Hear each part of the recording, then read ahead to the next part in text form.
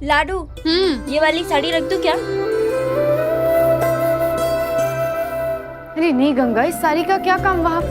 और ये सब सारी चीजें भी मत रखो, काम की चीजें रखो इधर।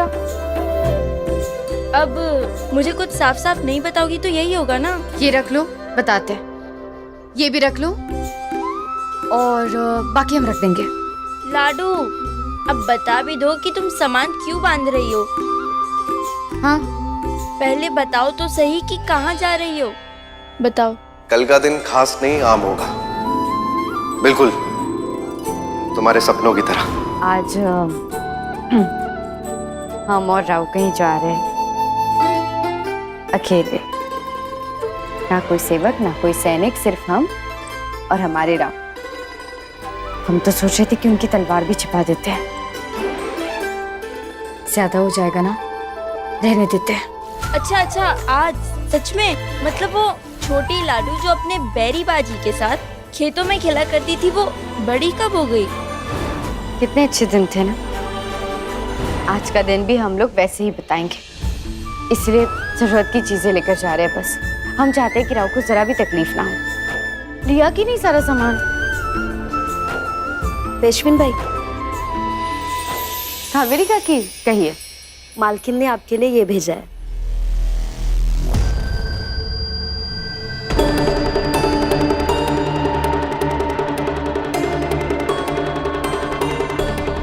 ये सासू माँ ने भेजा है हमारे लिए। जी।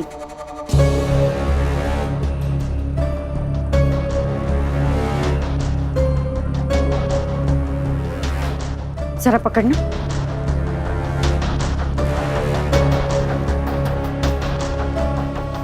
काशी, तुम्हारी बनाई पूरनपोली को मनाकर मैंने तुम्हारा अपमान किया था। पेशविन भाई ने अपने हाथों से ये पूरनपोली बनाई है। नहीं चाहिए मुझे। इसीलिए ये सम्मान की थाली तुम्हें भिजवा रही।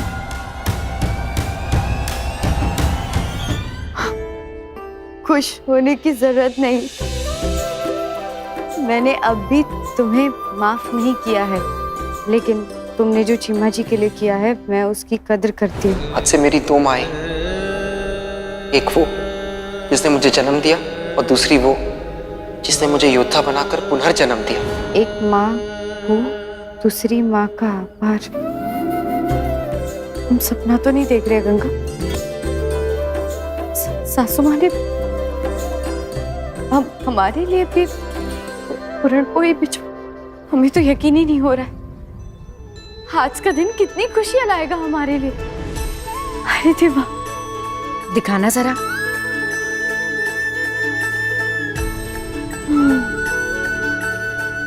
सच में सासू माँ के हाथों की स्वादिष्ट पूरनपोली के बारे में बहुत सुना था हमने। आज चक्की भी दिखेंगे। चलो चखते हैं। आओ।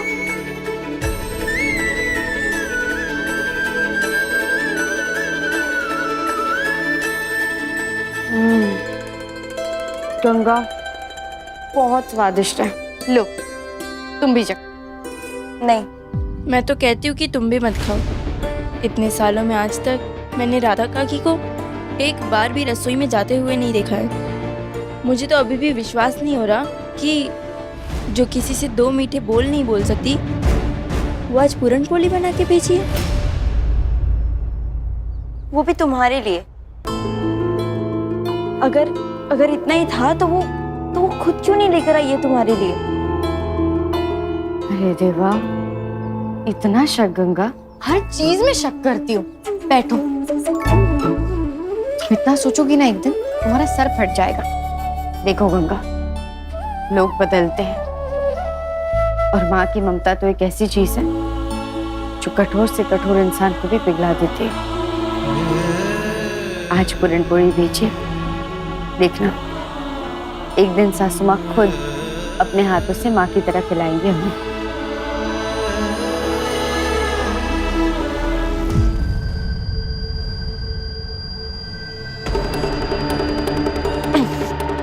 लाडू, लाडू क्या हुआ? वो पता नहीं क्या, पेट में अचानक दर्द हो रहा है। मैंने तो पहले ही मना किया था कि मत खाओ पूरनपोली। जरूर पूरनपोली में कुछ मिलाया है। गंगा, लाडू, मैं वैद्य जी को लेके आती हूँ। अरे बाबा, बस करो, हो जाएंगे हम ठीक।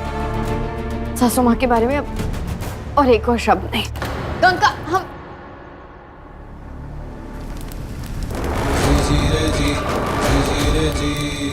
पेशवा सरकार की जय। सूबेदार, ये सारे सैनिक सलामत हैं? जी सरकार। आखिर किसकी इतनी हिम्मत होगी बाजीराव की छावनी पर हमला करने की? पेशवा सरकार, छावनी में जब आग लगी तो आग बरसाने वाले सारे तीर उसी दिशा से आ रहे थे। उसकी तलवार सिंह का प्रहार, ऐसी हुंकार चीर दे पहाड़। उसकी तलवार सिंह का प्रहार, ऐसी हुंकार चीर दे पहाड़।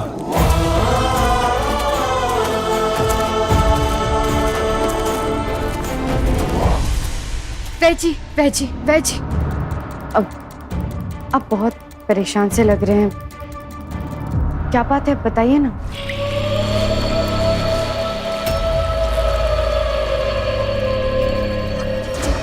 वो देखो, लगता है वही हमारा दुश्मन। दुरिया जी, तीर कमान।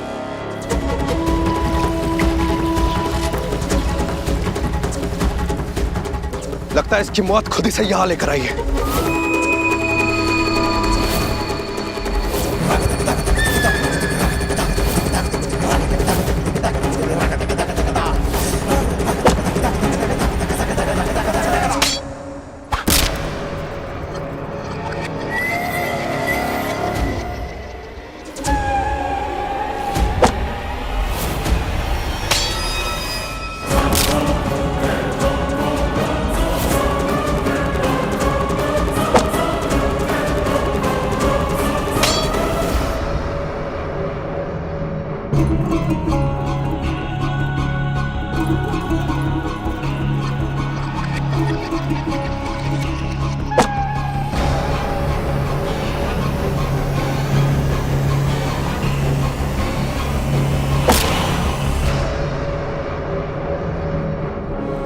सूर्या जी,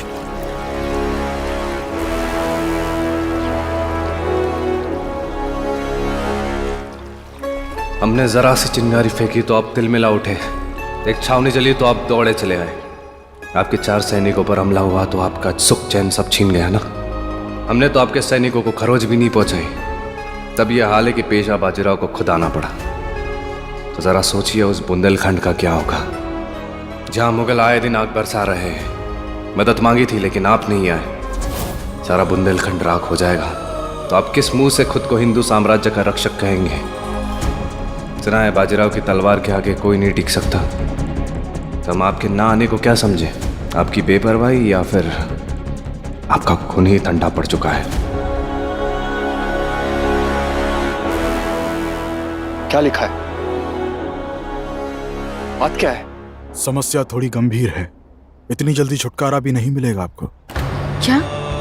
आपको ये परेशानी कई साल झेलनी पड़ेगी। क्या लिखा है इसने पेशवा सरकार? और चाहता क्या है ये? कुछ तो बताइए।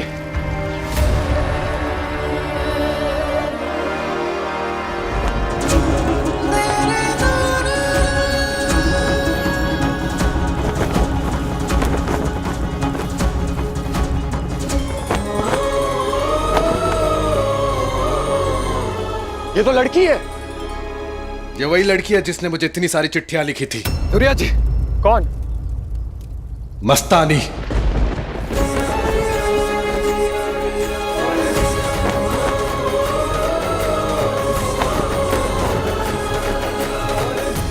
पेशविन भाई, बधाई हो, आप गर्व से हैं। इस वाड़े का पहला चिराग आ रहा है।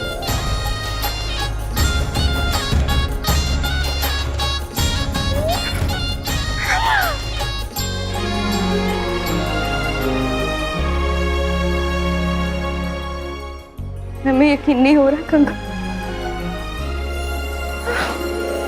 अरे देवा, राव सुनेंगे तो पागल ही हो जाएंगे।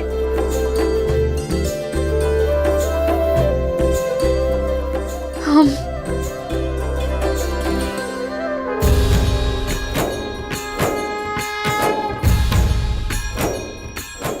हे गणपति बाप्पा, आज आपकी कृपा से हमारे राव पिता बनने वाले हैं और हम एक माँ।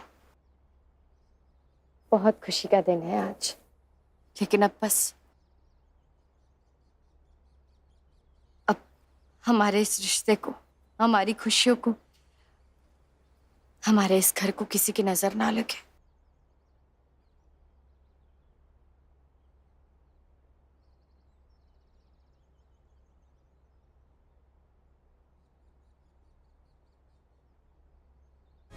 बस सब अच्छा अच्छा रखना। लाडू, मैंने सुना है महल में जो सबसे पहले वारिस आने की खबर देता है ना, उसका मुंह मोतियों से भर देते हैं। मैं तो अभी के अभी जा रही हूँ सबको ये खुशखबरी सुनाने। हाँ, यही बैठो तुम।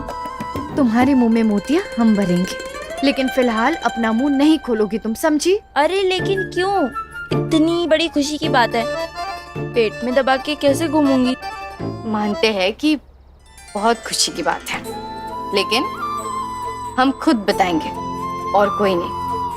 तुम जाओ, जाकर उत्सव की तैयारी करो, पूरा वाड़ा सजा दो। लेकिन अगर मुझसे कोई पूछेगा कि ये तैयारियां क्यों चल रही है तो मैं क्या बताऊंगी?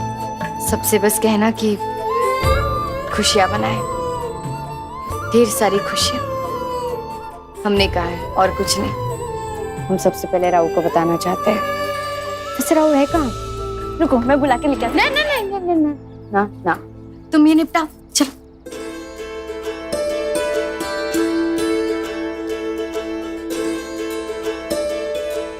रकमा भाई, राव को कोई देखा है? नहीं तो क्यों, क्या हुआ? सब ठीक है ना? हाँ, सब ठीक है।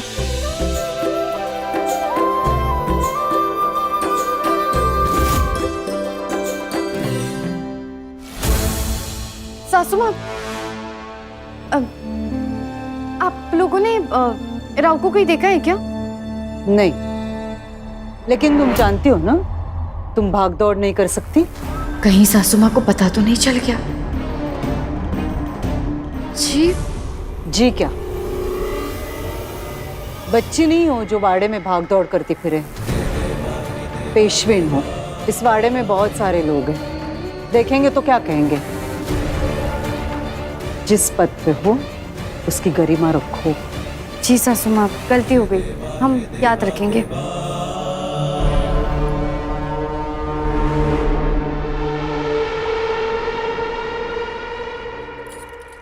राव, यहाँ भी नहीं है। कहाँ चले गए राव?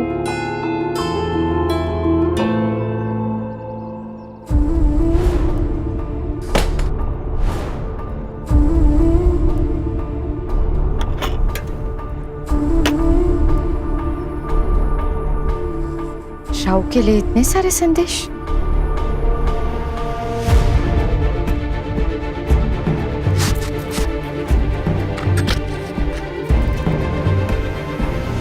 पेशवा बाजीराव बल्लाड़, मुगलों ने हमारी सीमा पर हमला कर दिया है। 20 गांव 2 दिन में सुने हो गए। गांव के गांव स्वाहा हो गए। खेतों में आग लगा दी गई।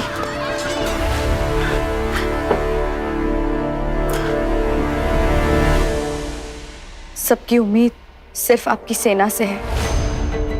2 मास हो गए हैं। हमारी रक्षा करने के लिए अब तो आ जाइए। सारा अनाज खत्म हो रहा है। वही के पानी में जहर डाल दिया गया है, जिसकी वजह से आधे से ज्यादा बुंदेलखंड खाली हो गया है। सिर्फ बच्चे और औरतें बची हैं। और कितने दिन बुंदेलखंड किला सुरक्षित रह पाएगा पता नहीं। अरे देवा,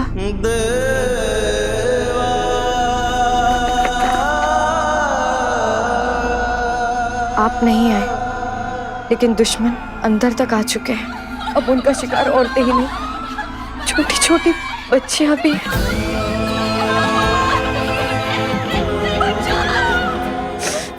कुछ माया अपनी बेटियों को लेकर कुएं में कूद गई। हम सब किले में असहाय हैं। क्या बाजीराव की तलवार का लोहा ठंडा पड़ चुका है? क्या बाजीराव का खून पानी हो चुका है?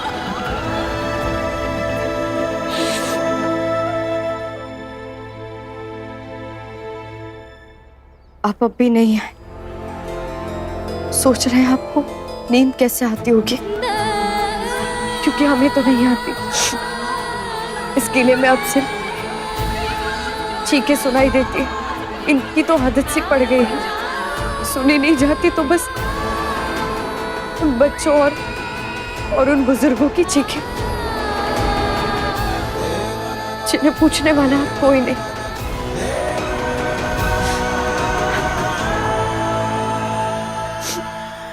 बाजीराव हिंदू राष्ट्र के परमवीर है। लग रहा है आप सचमुच के वीर हैं, क्योंकि तलवार चलाने से ज्यादा कलेजा चाहिए इन खतों को पढ़ने का। अगर ये सब पढ़कर भी आप खामोश हैं तो आप वाकई शूरवीर हैं। धिक्कार है, धिक्कार है, धिक्कार है।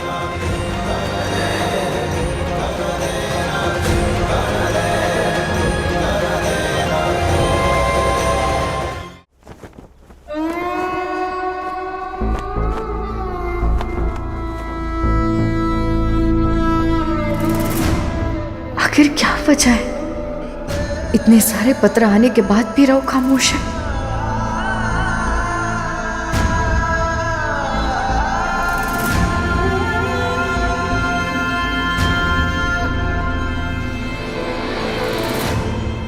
मैंने तो सुना तुम मुझे ढूंढ रही हो, पर तुम तो यहाँ छिप कर खड़ी हो। बताओ कौन सी खुशखबरी है? कहाँ चले गए थे आप राव? बहुत जरूरी बात करनी थी आपसे। तुमने तो पूरे पुणे को सजाने का आदेश दे दिया है, जरूर कोई बहुत बड़ी वजह होगी। बात तो बड़ी है राव, लेकिन आप गर्भ से हैं।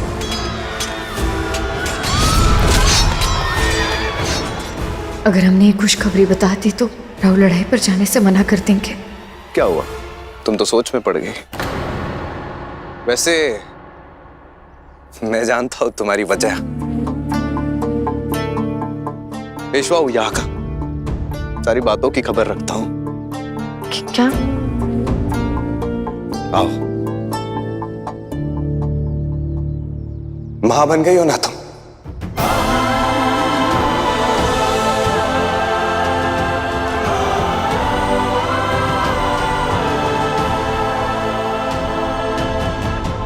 चिमा जी की भाभी मां, उसी का तो विजय उत्सव रखा है ये।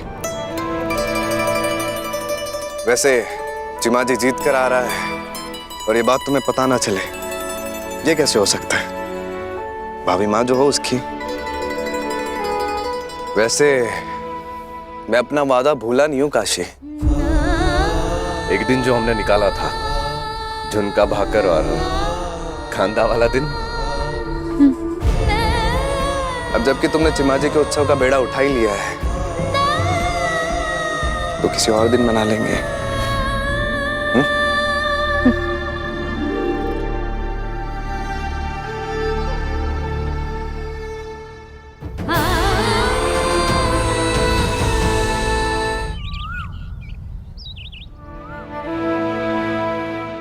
लाडो, खुशखबरी सुन के राव ने कुछ कहा क्या? इनाम मिला कि नहीं? कहीं खुशी के मारे राव ने तुम्हें अपनी तलवार तो नहीं दे दी? मुझे तो लगता है कि पिता बनने की खुशी में राव तुम्हारा आंचल पकड़कर यहीं पर बैठे रहेंगे। हम उन्हें बता ही नहीं पाए गंगा। अरे क्यों? तुम दोनों तो इतने वक्त साथ में थे। फिर हम भी चाहते थे कि इस संसार की सबसे बड़ी खुशखबरी हम ही उन्हें सुनाएं, लेकिन फिर बुंदेलखंड बीच में आ गया।